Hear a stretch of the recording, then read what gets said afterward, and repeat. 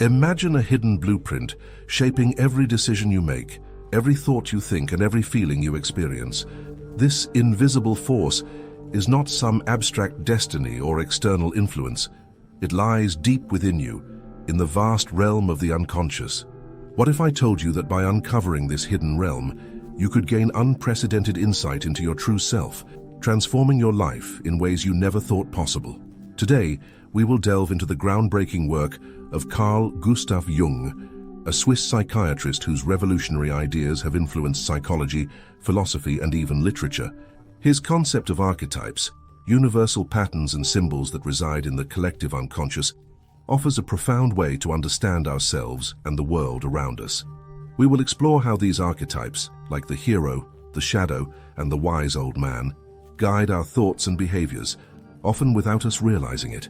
But the most important revelation comes at the end of this journey, the transformative power of integrating the unconscious with the conscious mind. Stick with me, because this insight could change the way you see your entire existence. Let us embark on this journey into the depths of the human psyche, a journey of self-discovery, empowerment, and profound awakening. Carl Jung believed that much of human behavior is driven not by our conscious thoughts but by unconscious forces, those we neither recognize nor understand. This was a radical departure from the views of his mentor, Sigmund Freud, who emphasized the unconscious as a reservoir of repressed desires and childhood traumas. Jung expanded this notion, proposing the idea of the collective unconscious, a shared, universal layer of the unconscious mind that connects all humans through archetypal patterns. To grasp this idea, think of archetypes as recurring motifs in stories, myths, and dreams that reflect universal human experiences. They are the hero who embarks on a perilous quest, the mentor who offers wisdom, the shadow who embodies our darkest fears, and countless others. Jung argued that these archetypes are not merely literary devices or cultural artifacts. They are deeply ingrained in the psyche, influencing our choices and shaping our perceptions. Take a moment to reflect on your own life. Have you ever felt an inexplicable pull toward certain roles or patterns? Perhaps you found yourself driven by a need to succeed against all odds, embodying the hero archetype. Or maybe you faced moments of inner conflict where parts of yourself seemed at odds with one another, a classic encounter with the shadow. These archetypes, Jung believed, manifest in our dreams, relationships, and even the stories we gravitate toward. They act as guides, helping us navigate the complexities of life, but they can also act as traps, keeping us locked in cycles of unconscious behavior. Jung's idea of individuation, the process of integrating the unconscious with the conscious mind, is the key to breaking free from these cycles. By becoming aware of the archetypes operating within us, we can begin to harness their power instead of being controlled by them. This is where the real work of self-discovery begins, and this is where you'll find the tools to unlock your potential. To truly understand these archetypes, we must explore them in detail. The hero, for instance, represents the part of us that strives for achievement and growth, often overcoming immense obstacles. Think of iconic characters like Luke Skywalker, Frodo Baggins, or even historical figures like Martin Luther King Jr. They inspire us because they reflect an inner truth. The journey of growth is universal, and it is often fraught with challenges. But what happens when the hero becomes overbearing? When the drive to achieve blinds us to other aspects of life? This is where the shadow comes into play. It represents the darker, hidden parts of ourselves, qualities we may fear, reject, or suppress. Facing the shadow is a daunting but necessary step in the process of individuation. Take a moment to consider. What aspects of yourself do you find difficult to confront? Is there a recurring fear, insecurity, or desire that you've pushed aside? Jung taught that these rejected parts don't simply vanish, they linger in the unconscious, influencing our actions in subtle but powerful ways. Only by acknowledging and integrating these aspects can we move closer to wholeness. The archetypes are not limited to the hero and the shadow. Other powerful figures include the wise old man or woman, embodying wisdom and guidance, and the anima and animus, representing the feminine and masculine energies within each individual. These archetypes remind us of the dualities we carry and the balance we must strive to achieve. As we continue, we'll dive deeper into these archetypes, uncovering how they shape our lives and how you can work with them consciously. But remember, the journey is not linear. It's a spiral, leading us deeper into ourselves with each turn. Reflect on this. What recurring patterns or roles do you see in your life? Are you aware of how they influence your choices? By the end of this video, you will not only recognize these archetypes, but also learn how to transform their influence into a source of strength and insight. This is just the beginning of our journey into the unconscious. If you're ready to explore these profound concepts further, let's continue to unravel the mysteries of the mind. Let's delve even deeper into the fascinating world of Carl Jung's archetypes and how they influence us. The hero and the shadow are just two of many archetypes that shape our lives. Another prominent figure in Jungian psychology is the persona. The persona is the mask we wear to navigate society, the version of ourselves we present to the world. It allows us to adapt to social norms and expectations, acting as a bridge between our inner self and the external environment. Think about your daily life. Do you behave differently at work compared to when you're with close friends or family? This shift in behavior is often guided by the persona. While it's a necessary and useful tool, it can become problematic when we over-identify with it. If we rely too heavily on our persona, we risk losing touch with our true self, the deeper essence that resides beneath the surface. Jung emphasized the importance of balance. The persona is not inherently negative. It's a necessary part of life. But when we allow it to dominate, we become disconnected from our inner truth. This disconnection can lead to feelings of emptiness or dissatisfaction, as though we're living a life that isn't truly our own. Take a moment to reflect. Are there aspects of your life where you feel like you're wearing a mask? Are you living in alignment with your true self, or is the persona guiding more of your decisions than you realize? Another key archetype in Jung's work is the anima and animus, representing the feminine and masculine energies within each individual. The anima is the feminine aspect within men, while the animus is the masculine aspect within women. Jung believed that embracing these energies is essential for achieving psychological balance and personal growth. In modern terms, we might interpret the anima and animus as a call to embrace the full spectrum of human traits, breaking free from restrictive gender norms and stereotypes. For instance, a man might connect with his anima by cultivating qualities like empathy, intuition, or emotional vulnerability. A woman might embrace her animus by asserting her independence, confidence, or analytical thinking. The integration of these energies helps us become whole. It allows us to transcend societal expectations and discover the unique balance that feels authentic to us. Jung called this process individuation, the journey of becoming the truest version of ourselves. At the heart of individuation is the self, an archetype representing unity and wholeness. The self is the ultimate goal of psychological development, the harmonious integration of the conscious and unconscious mind. Jung described it as the center of our psyche, much like the sun at the center of a solar system. The archetypes we've discussed, including the persona, shadow, anima, and animus, revolve around the self. But here's the paradox. The self is both the destination and the journey itself. It's not something we achieve in a single moment. It's a lifelong process of growth, learning, and self-discovery.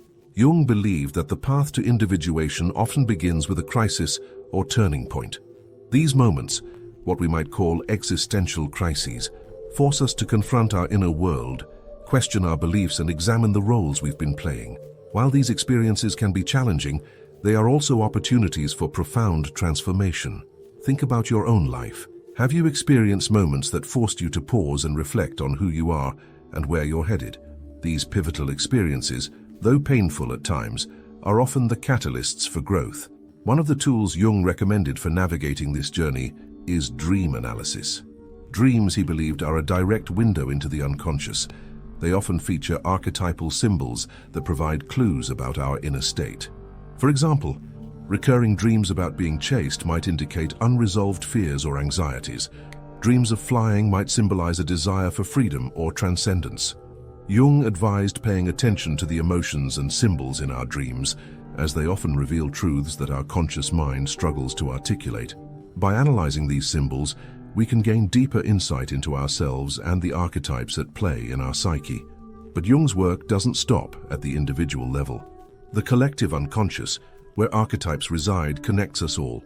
It's why myths and stories from different cultures share striking similarities. Consider the flood myths in ancient Mesopotamia, India, and even the Bible. These stories, though separated by time and geography, reflect universal themes of destruction, renewal, and survival. This interconnectedness suggests that the journey of individuation is not only personal, but also universal. As we strive to understand ourselves, we contribute to a deeper understanding of humanity as a whole. Let me ask you, how often do you reflect on the interconnectedness of your experiences with the world around you? Do you see yourself as part of a larger story, a shared human experience that transcends your individual life? Jung believed that embracing this perspective can help us find meaning and purpose. It reminds us that our struggles are not isolated. They are part of a greater journey shared by all of humanity. In the next part, we'll explore practical steps to work with archetypes and integrate them into your life. From journaling and meditation to cultivating awareness in your daily interactions, you'll discover tools to bring unconscious patterns into the light. Stay with me, because the final revelations about the self and its transformative power will challenge everything you thought you knew about personal growth. Let's continue this journey together, shall we? As we continue exploring Jung's work, it's important to understand that recognizing and working with archetypes is not merely an intellectual exercise. It is an experiential process. It involves actively engaging with your inner world, uncovering hidden truths, and integrating them into your conscious life. One of the most accessible ways to begin this work is through journaling. Writing down your thoughts, dreams, and reflections creates a space for dialogue with your unconscious mind. Here are a few journaling prompts to help you explore archetypes. What recurring themes or symbols appear in your dreams or daydreams? Are there aspects of yourself that you admire in others but struggle to embody? What fears or insecurities do you avoid confronting? Which myths, stories, or fictional characters resonate deeply with you, and why? These prompts are not just about introspection. They are about opening a window into the unconscious, allowing the archetypes to reveal themselves. For example, if you feel drawn to characters like Frodo or Katniss Everdeen, you might be connecting with the hero archetype within yourself, a part of you striving to overcome obstacles and achieve a greater purpose. Meditation is another powerful tool for connecting with archetypes. By quieting the mind and turning inward, you create space for the unconscious to speak. Visualization exercises can be particularly effective. Imagine yourself stepping into a symbolic space, like a forest or a temple. Allow archetypal figures to emerge and interact with you. What do they look like? What messages or guidance do they offer? Jung often emphasized the importance of actively engaging with the figures that arise in our inner world, a practice he called active imagination. This involves entering a meditative or dreamlike state and having a dialogue with these figures. If you encounter the shadow, for instance, you might ask it questions. What do you want to teach me? Why are you here? This practice transforms abstract ideas into vivid, personal experiences. Now, let's take a closer look at the archetypes we've discussed so far and how they manifest in everyday life. The shadow, for example, often appears in our relationships. Have you ever been irritated by someone else's behavior, only to realize later that they were reflecting a quality you dislike or fear in yourself? This is called projection, and it's one of the ways the shadow operates. When we reject parts of ourselves, we tend to see them mirrored in others. Jung encouraged us to reclaim these projections. The next time someone triggers a strong emotional reaction in you, pause and ask, what is this situation revealing about me? What part of myself am I seeing reflected here? The anima and animus also play a significant role in relationships, especially romantic ones. Jung observed that we often project these inner figures onto our partners, idealizing them or expecting them to fulfill needs that actually stem from within. While this can create intense bonds, it can also lead to disappointment if we fail to recognize that the qualities we seek in others already exist within us. For example, if you admire your partner's nurturing nature, it might be a sign that your anima is calling you to cultivate more compassion and care in your own life. Similarly, if you are drawn to someone's assertiveness, it could be your animus encouraging you to develop greater confidence and agency. By becoming aware of these dynamics, you can move from unconscious projection to conscious appreciation. This doesn't mean suppressing your feelings. Rather, it means deepening your understanding of them. The persona, as we discussed earlier, is a mask we wear to navigate social life. While it serves a practical purpose, it can become a prison if we mistake it for our true self. Think about the roles you play: employee, parent, friend, leader. Are these roles aligned with your authentic values and desires, or do they feel imposed by external expectations? Jung believed that the process of individuation involves peeling back the layers of the persona to uncover the self. This requires honesty and courage.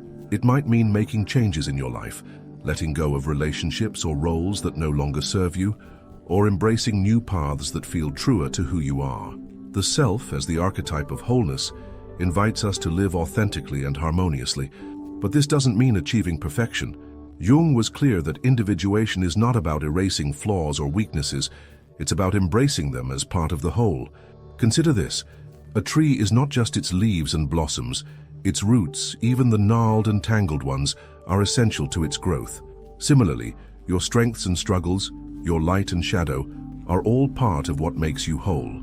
The journey to the self is deeply personal, but it also connects us to something greater than ourselves. Jung saw individuation as a sacred process, one that aligns us with the deeper currents of life and the collective unconscious. When we embrace our archetypes and integrate them, we not only transform our inner world, we also contribute to the collective growth of humanity. Take a moment to reflect. What steps can you take to make the unconscious conscious in your own life? Can you identify a recurring pattern, symbol, or archetype that has shaped your journey? As we approach the final part of this exploration, we'll uncover how embracing the self leads to profound transformation. The last revelation ties everything together, offering a perspective that could reshape the way you see yourself and the world. Let's continue, shall we? To truly embrace the self, we must revisit the concept of individuation, the lifelong journey of integrating the conscious and unconscious mind. This journey isn't linear or easy. It's a process filled with challenges, self-discovery, and moments of profound insight. But the rewards are extraordinary: a deeper understanding of who we are, a greater sense of purpose, and a life lived in alignment with our true nature. Let's begin by addressing a key misconception.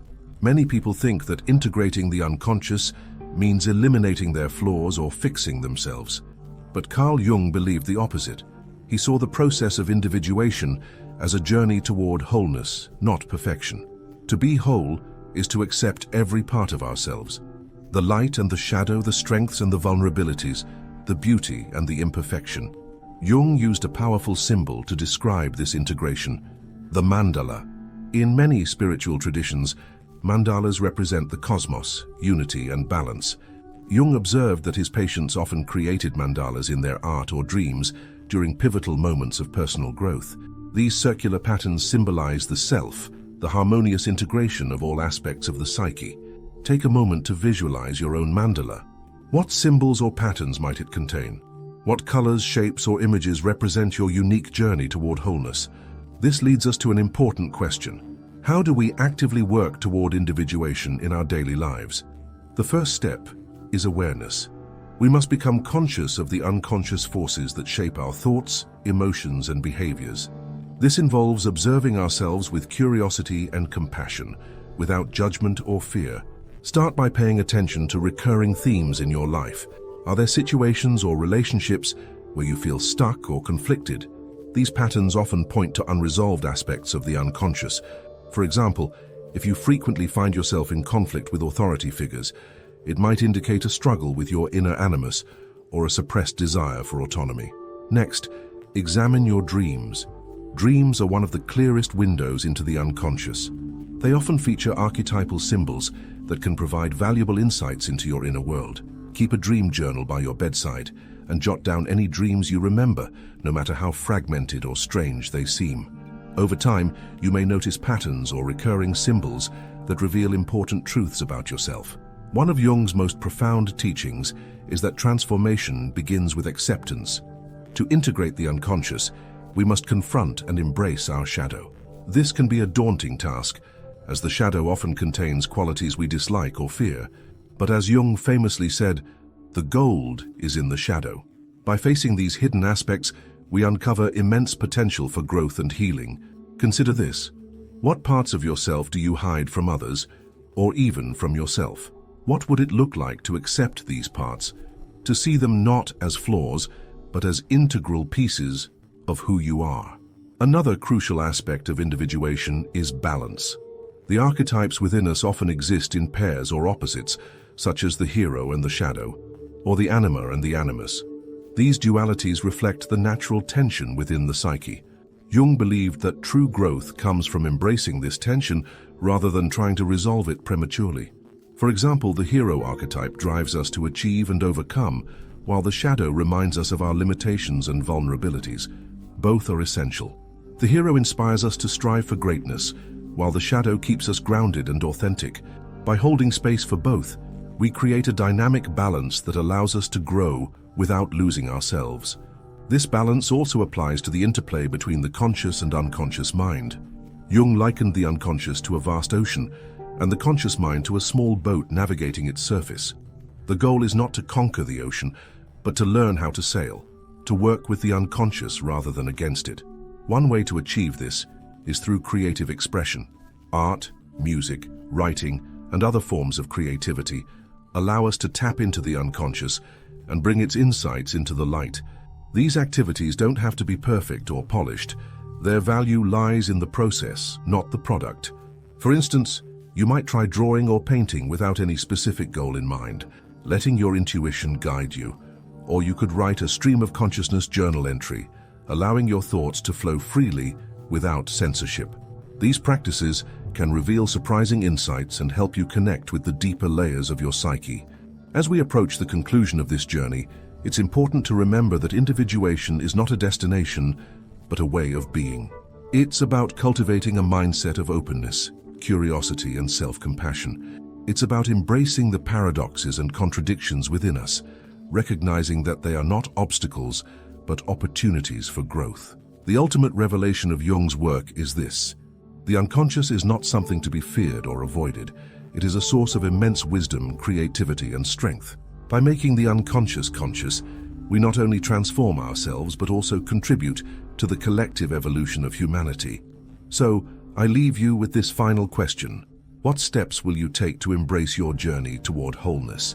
Will you listen to the archetypes within you, honor their lessons, and integrate their wisdom into your life? The path to the self is challenging but profoundly rewarding. It invites us to live with greater authenticity, purpose, and connection to ourselves, to others, and to the world around us.